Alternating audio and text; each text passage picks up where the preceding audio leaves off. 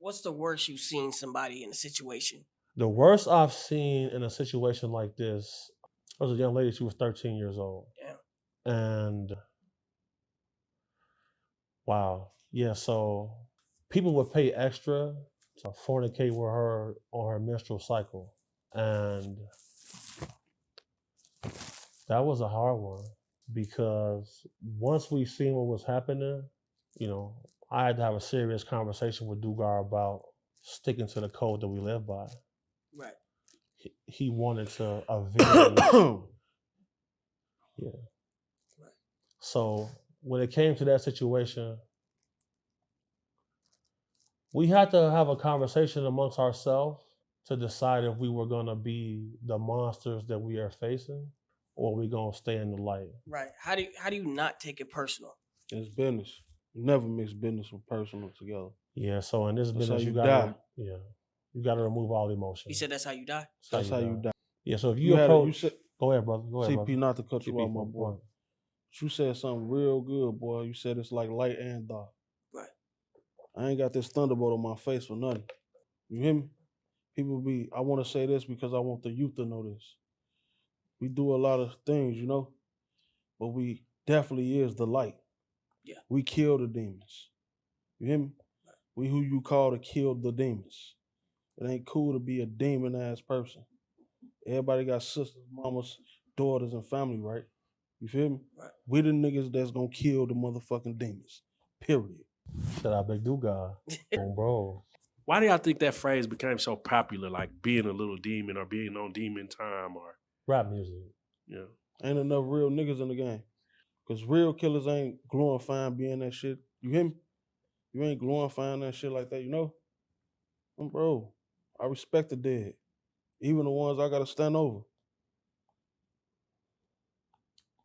Oh, bro. So I believe this question was answered earlier in midst of an answer, but would you say that trafficking, what did you call it?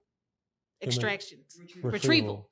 It's number one, like the highest retrieval situations? Or is there something else, like I said, by baby daddy, kidnapped by the boyfriend, kidnapped by, whatever? What would be the highest situation in which you all have to do a retrieval? Right. So in our line of work, 99% of the time, the person who wants to kill a woman is their ex-husband or a stalker. Right. An extraction is when you have to go in a place by force and bring somebody out. You got to be a bounty hunter or like law enforcement to do that without going to prison. Retrievals is strategy and technique and coercion. Absolutely. Yeah, so there's a fine line you got to operate on without going to the feds. Have you ever thought about being a bounty hunter? Yeah, I did, but I can't be responsible for locking up a man. I just don't believe in that. Amen. The fact that, bounty hunters originally were slave catchers here in this country. So, I don't want to be a slave catcher. That's what they were, right? Yeah, that's where it originated from. You feel me? And if you really look at the only way to prepare for the future is to study history. Right. The Democratic Party was originated. That's how the KKK was founded in the Democratic Party. All civil rights legislation that was passed in this country was passed by the Republican Party. So you got to pay attention to the facts. So if you look at the history, currently right now, human trafficking is a $12 billion a year business. The highest purchasers of this business are here in the United States of America. Celebrities is like 5% of what's going on.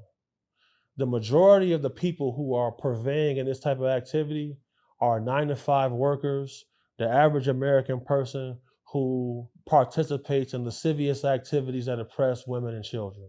Each year, since the Biden administration has been in office, there have been 150,000 children that cross the border and are held in an undetained status.